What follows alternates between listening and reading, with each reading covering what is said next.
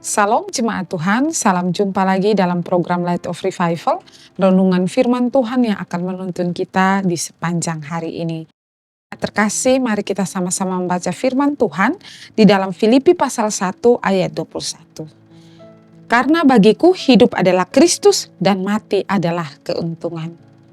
Hidup adalah Kristus dan mati adalah keuntungan. Jemaat Tuhan yang terkasih, surat Filipi ini ditulis oleh Rasul Paulus ketika berada dalam penjara. Kemungkinan besar waktu itu Rasul Paulus sedang berada di penjara Roma. Dan jemaat Filipi ini adalah salah satu jemaat yang sangat dekat dengan Rasul Paulus. Maka surat ini Rasul Paulus tulis kepada jemaat Filipi dengan rasa sukacita meskipun ia mengalami yang namanya penderitaan di dalam penjara. Jemaat Tuhan yang terkasih, dalam pasal pertama ini Paulus menuliskan tentang keadaannya di penjara. Bagaimana ia mengalami penderitaan tetapi ia tetap teguh di dalam memberitakan Injil. Imannya tetap teguh kepada Kristus. Maka dari firman ini Rasul Paulus ingin meneguhkan iman jemaat Filipi agar mereka tetap teguh di dalam iman mereka sekalipun ada dalam penganiayaan, ada dalam penderitaan. Dan di ayat 21 dari pasal 1 yang kita baca dari Filipi ini adalah pernyataan Rasul Paulus paling kuat. Dalam ayat ini dia merangkum seluruh pernyataan hidupnya sebagai orang percaya. Ia hidup dengan cara Kristus hidup di dunia ini. Ia mau bilang bahwa kita harus hidup seperti Kristus hidup di dunia ini.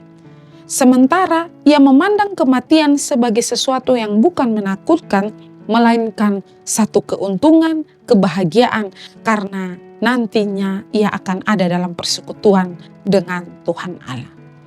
Nah, jemaat Tuhan yang terkasih, bagian pertama dari pernyataan Rasul Paulus adalah hidup adalah Kristus.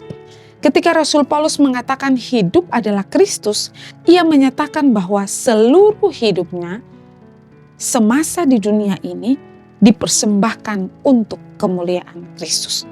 Hidupnya tidak terpisahkan dari Kristus, artinya bahwa setiap tindakan, pikiran, dan apapun yang ia lakukan dalam dunia ini, ia persembahkan untuk Kristus.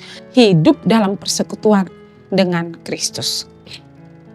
Jemaat Tuhan yang terkasih, hidup adalah Kristus artinya ia mempunyai iman yang sungguh-sungguh kepada Kristus sebagai Tuhan dan Juru Selamat dalam kehidupan pribadinya.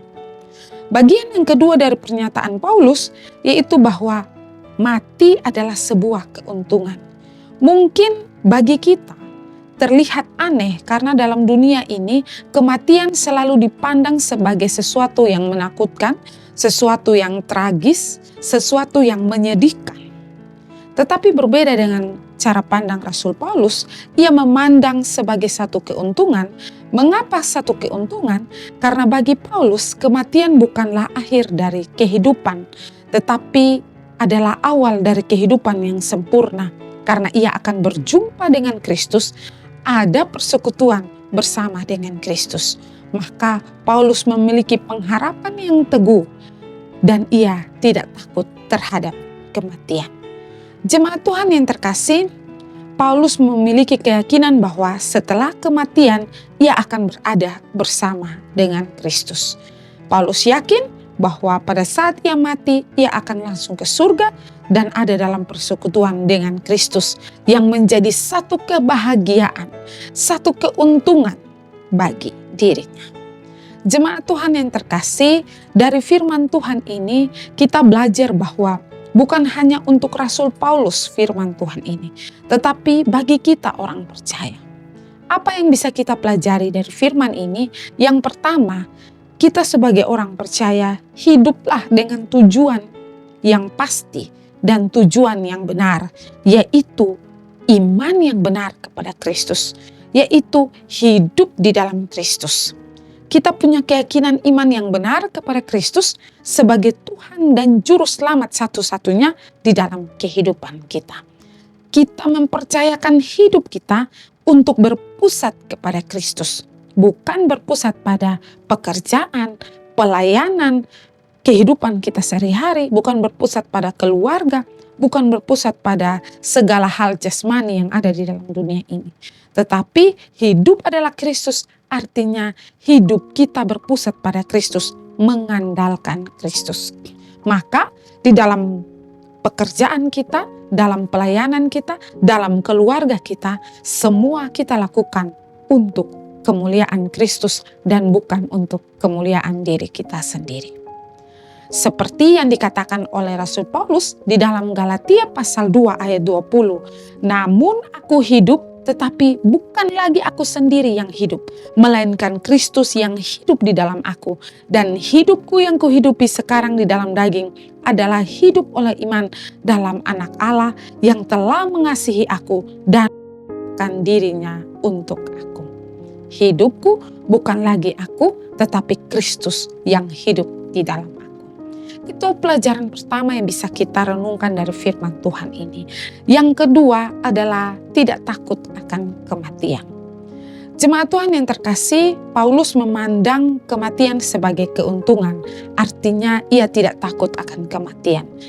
Tapi bagi kita orang percaya, memang kita tidak boleh takut akan kematian. Bukan berarti bahwa karena kita tidak takut akan kematian, maka kita mau cari mati atau cepat-cepat mati.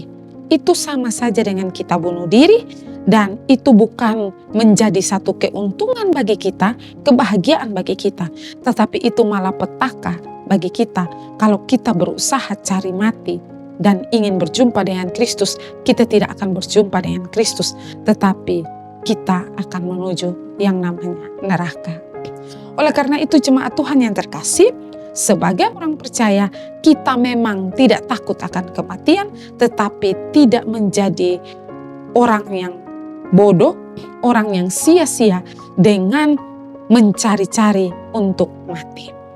Jemaat Tuhan yang terkasih, tidak takut akan kematian itu artinya bahwa kita punya keyakinan bahwa kapan saja Tuhan berkehendak kepada kita, waktu kita mati, kita akan ada bersama dengan Kristus. Tidak takut akan kematian artinya bahwa kita punya pengharapan kepada Kristus yang telah datang mati di dalam dunia ini, menyelamatkan kita orang berdosa, bangkit naik ke surga. Maka kita orang yang percaya kepadanya, kapanpun kita mati, kita bisa berjumpa dengan Dia yang telah lebih dahulu mati bagi kita. Jemaat Tuhan yang terkasih, maka tidak takut akan kematian menjadi satu pengharapan abadi bagi kita bahwa satu kali kelak kita akan berjumpa dengan Kristus.